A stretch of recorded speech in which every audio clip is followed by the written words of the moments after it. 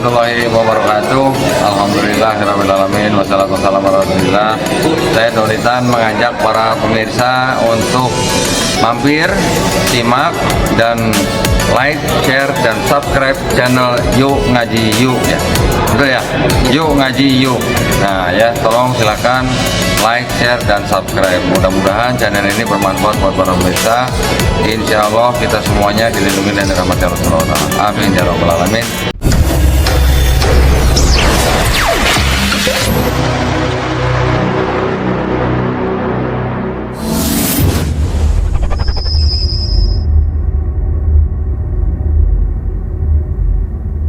Bismillahirrahmanirrahim. Assalamualaikum warahmatullahi wabarakatuh. Sahabat Yuk Ngaji Yuk, jumpa lagi dengan channel kasih kita. Sebelum saya lanjutkan, jangan lupa untuk subscribe, like, and share channel ini agar sahabat bisa mendapatkan info update dari kami. Sahabat Yuk Ngaji Yuk, kali ini kita akan membantah lagi beberapa statement ngawur Elia Miron berkaitan dengan iman Islam dan iman Kristen. Mari kita tonton dulu videonya berikut ini. Islam sama Kristen itu hanya seperti dua orang anak, lain ibu, satu bapak gitu. Adalah benar ya dan amin bahwa iman kekristenan sama sekali tidak punya hubungan dengan iman Islami. Dan merupakan hal yang salah jikalau orang-orang mengatakan bahwa iman Kristen dan juga iman Islam itu seperti hubungan kakak beradik. Karena pada faktanya, baik iman Kristiani dan iman Islami itu punya esensi yang berbeda. Dan sekarang mari kita bahas dari perspektif kekristenan. Mengapa hal ini berbeda dan kita sama sekali tidak punya hubungan apapun dengan iman teman-teman Muslim. Aspek yang paling utama dan yang terpenting ialah mengenai perjanjian atau covenant. Jikalau kita melihat kembali kepada Kejadian 17 bahwa Allah itu berjanji memberikan berkat keselamatan bagi dunia, itu hanya melalui keturunan Abraham, dari Ishak, dan dari Yakub atau Israel, sehingga Allah tersebut dikenal sebagai Allahnya Abraham, Ishak, dan Yakub. Dan yang paling unik ialah bahwa Allah menjanjikan berkat keselamatan itu dan mengikat perjanjian itu hanya kepada bangsa Israel saja, tidak dengan bangsa-bangsa lain, menurut Mazmur 147 ayat 19-20. Dengan demikian kita dapat memahami bahwa Allah yang benar mengikat janji berkat keselamatan itu hanya kepada bangsa Israel, yang kemudian janji itu akan mengalir dari Israel kepada seluruh dunia. Ingat, hanya kepada bangsa Israel, di luar Israel itu tidak ada. Karena Tuhan menjanjikan berkat keselamatan, bukan menjanjikan agama. Nah, iman kekristenan merupakan iman yang berpusat dan berorientasi kepada seorang pribadi yang bernama Yesus yang disebut Mesias, yang adalah seorang Yahudi dari suku Yehuda dan yang paling penting dari bangsa Israel, di mana Yesus Kristus ini sendirilah yang mendirikan gerejanya, yaitu orang-orang Kristen di atas para rasul. Artinya iman kekristenan itu masih di dalam lingkungan dan latar belakang perjanjian yang telah diikat oleh Abraham, Ishak, dan Yakub itu, bahwa iman kekristenan lahir di tengah-tengah bangsa Israel. Karena murid-murid Yesus sendiri pun adalah orang-orang Israel. Yang artinya orang-orang Kristen di seluruh dunia berhak menikmati berkat janji keselamatan itu karena semua orang Kristen itu beriman kepada Yesus Kristus yang merupakan puncak dari janji itu. Makanya dalam Galatia 3 ayat 29 dikatakan, jikalau kamu adalah milik Kristus, maka kamu adalah keturunan Abraham dan berhak mewarisi janji Allah. Dan hal ini berbeda dengan iman teman-teman Muslim, di mana iman mereka tidak terlahir dari bangsa Israel yang merupakan bangsa pilihan dari mana keselamatan itu akan datang, melainkan iman mereka lahir di tanah Arab dan di bangsa Arab yang merupakan wilayah yang di luar dari tanah dan perjanjian itu.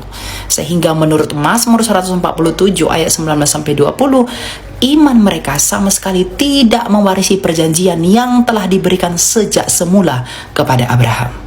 Yang artinya mereka sama sekali tidak mendapat bagian di dalam perjanjian yang diberikan oleh Allah kepada Abraham, Ishak, dan Yakub, yaitu janji keselamatan itu.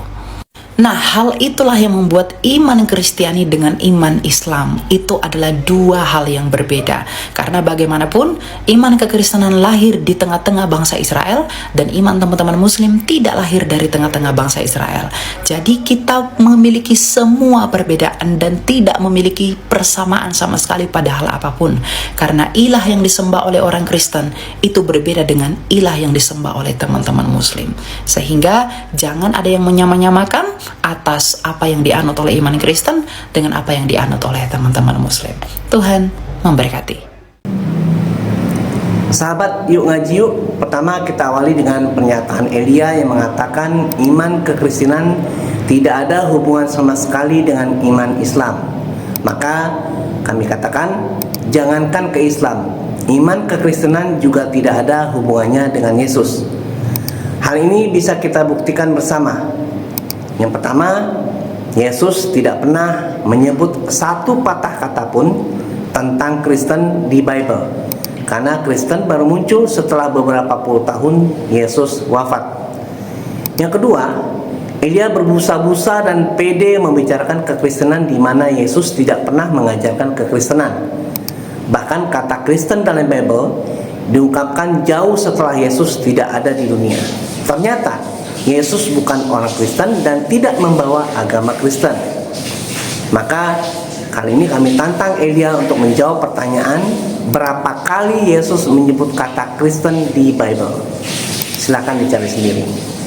Michael Hart dalam penelitiannya menyebutkan Paulus sebagai aktor utama dalam penghancuran ajaran Yesus dan terbentuknya ajaran Kristen beserta doktrin-doktrinnya.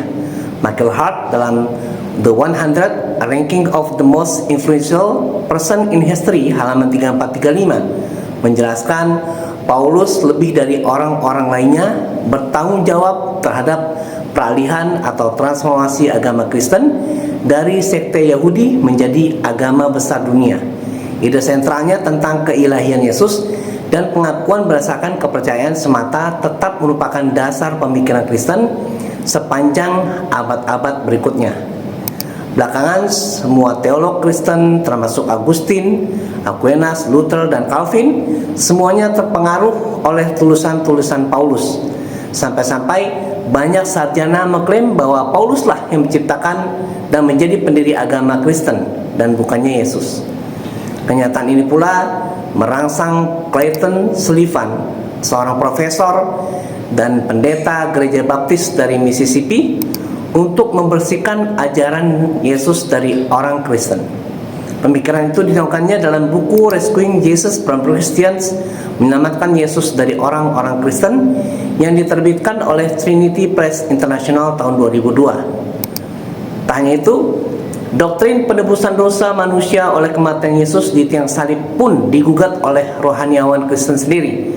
Uskup John Selby Spong dalam buku Why Christianity Must Change or Die menyerukan untuk mencabut doktrin Yesus sebagai juru selamat. Oleh karena itu kita harus membebaskan Yesus dari kedudukannya sebagai juru selamat. Yesus yang digambarkan di dalam pernyataan keimanan sebagai seseorang yang demi kita dan demi keselamatan kita turun dari surga sudah tidak cocok untuk alam kita sekarang ini. Ajaran ini harus dicabut dan disingkirkan. Kemudian selanjutnya Elia menyinggung dan menyebut-nyebut nama Abraham, Yakub dan sebagainya yang berkaitan dengan orang-orang Israel. Pertanyaannya adalah, memangnya Elia itu siapa? Apakah dia orang Israel? Yang kedua, sejak kapan Israel mengakui kekristenan dan mengimani konsep Trinitas? Yang ketiga, berikan bukti bahwa Abraham, Yakub, Ishak dan sebagainya itu percaya Tuhan bisa jadi manusia dan percaya konsep Trinitas. Yang keempat, Allahnya Abraham, Ishak dan Yakub itu Allah yang esa, bukan Tritunggal. Dan di Bible dijelaskan bahwa para nabi itu justru mengajarkan monoteisme, bukan Trinitas. Mari kita saksikan bagaimana justru Bible sendiri menjelaskan semua itu. Yang pertama, tauhid Nabi Musa. Engkau diberi melihatnya untuk mengetahui bahwa Tuhanlah Allah, tidak ada yang lain kecuali Dia. Ulangan 4:35. Dengarlah hai orang-orang Israel, Tuhan itu Allah kita, Tuhan itu esa, Ulangan 6 ayat 4. Lihatlah sekarang bahwa akulah Allah, tidak ada Tuhan kecuali akulah yang mematikan dan yang menghidupkan. Aku telah menemukan, tetapi akulah yang menyembuhkan, dan seorang pun tidak ada yang dapat melepaskan dari tanganmu. Ulangan 32:39. Yang kedua, tauhid Nabi Daud. Sebab itu engkau besar, ya Tuhan Allah, sebab tidak ada yang sama seperti engkau, dan tidak ada Tuhan selain engkau, menurut segala yang kami tangkap dengan telinga kami. 2 Samuel 7 ayat 22. Yang ketiga, tauhid Nabi Sulaiman. Kemudian berdirilah Salomo di depan mezbah Tuhan, di hadapan segenap jemaah Israel. Ditadahkanlah tangannya ke langit, lalu berkata, ya Tuhan Allah Israel, tidak ada Tuhan seperti engkau di langit di atas dan di bumi di bawah. Engkau yang memelihara perjanjian dan kasih setia kepada hamba-hambamu yang dengan segenap hatinya hidup di hadapanmu. 1 Raja-Raja 8 22-23. Yang keempat, tauhid Nabi Yesaya. Kamu inilah saksi-saksiku, demikianlah firman Tuhan, dan hambaku yang telah kupilih, supaya kamu tahu dan percaya kepadaku dan mengerti bahwa aku tetap Dia sebelum aku tidak ada Tuhan dibentuk, dan sesudah aku tidak akan ada lagi aku. Akulah Allah, dan tidak ada juru selamat selain daripadaku. Yesaya 43:10-11. Yang kelima, tauhid Nabi Isa atau Yesus. Jawab Yesus, hukum yang terutama ialah, dengarlah hai orang Israel, Tuhan Allah kita, Tuhan itu Esa. Markus 12:29. Dan para nabi itu semua ibadahnya adalah dengan bersujud. Lalu dari mana ajaran saat ini dipraktikkan oleh Elia? Kemudian selanjutnya Elia bilang Allahnya Ibrahim menjanjikan keselamatan kepada bangsa Israel. Pertanyaannya memang Elia bangsa mana? Bangsa apa? Yang kedua, Elia juga bilang Yesus mendirikan gereja. Itu cuma ngarang aja. Sejak kapan Yesus ngajarin ibadah ke gereja? Wong Yesus saja tidak pernah menyebut kata Kristen di Bible, satu kata pun.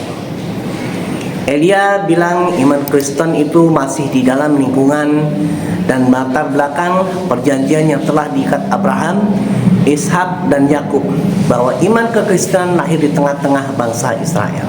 Ini jelas ngawur dan ngarang. Yesus aja tidak tahu kekristenan, gimana Abraham, Yakub, Ishak tahu tentang kekristenan? Elia juga bilang iman kekristenan lahir di tengah-tengah bangsa Israel, dan ilah yang disembah orang Kristen beda dengan ilah yang disembah orang Islam. Duh Elia, sejak kapan Israel mengakui iman kekristenan? Wong mereka aja nggak ngakuin Trinitas, apalagi menganggap Yesus Tuhan mereka. Justru Tuhannya Israel itu Esa, bukan Tritunggal. Sahabat yang ngaji yuk, rahimakumullah. Dari penjelasan ini kita bisa mengambil pelajaran yang sangat berharga, bahwa pengakuan cinta saja tidak cukup, tapi harus dibuktikan dengan amal nyata. Pengakuan cinta tanpa diiringi dengan ketaatan adalah kedustaan belaka. Ini dijelaskan dengan tegas dan jelas dalam Bible sendiri, dalam 1 Yohanes 2 ayat 4. Barang siapa berkata aku mengenal dia tapi ia tidak menuruti perintahnya, ia adalah seorang pendusta dan di dalamnya tidak ada kebenaran. Sahabat, yuk ngaji yuk yang dirahmati Allah. Islam mengajarkan kepada kita bahwa ketika kita mengakui cinta kepada Nabi Muhammad sallallahu alaihi wasallam, maka harus kita iringi dengan amal nyata sebagai bentuk benarnya klaim cinta tersebut. Allah Subhanahu wa taala berfirman, katakanlah, jika kamu benar-benar mencintai Allah, ikutilah aku. Niscaya Allah mengasihi dan mengampuni dosa-dosamu. Allah Maha Pengampun lagi Maha Penyayang. Al-Imran ayat 31. Semoga Allah menjadikan kita umat yang antara klaim ini sejalan dengan perbuatan. Semoga yang sedikit ini bermanfaat. Billahi sabil haq. Assalamualaikum warahmatullahi wabarakatuh.